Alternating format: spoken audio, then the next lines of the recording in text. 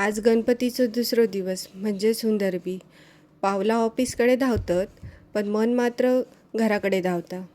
आज दुपारच्या जेवणात नेवेद्याच्या पानावर डाळ, भात, 3-4 प्रकारची भाजी आहे, तांदळाची खीर असतली या.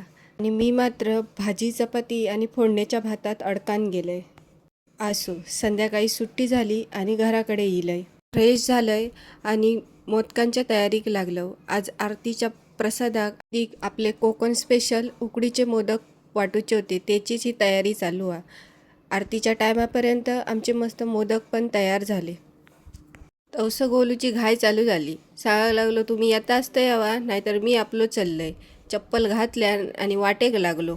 मगे काय सगळीच जणं खाली इलो. दिदीन मगे बाप्पाच्या पुढ्यात मोदक ठेवल्यान तवसं आरती चालू झाली.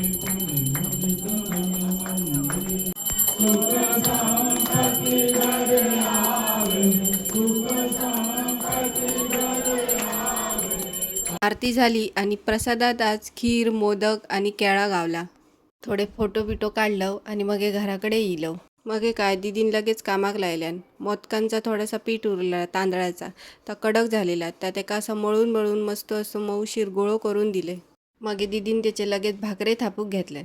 चला दीदी भाकरे भाजता तवसं तुम्ही आपल्या चॅनलला लाईक, शेअर आणि सबस्क्राईब करून घ्यावा. आणि आजचो ब्लॉग तुमका कसो वाटलो तो कमेंट करून नक्की सांगा.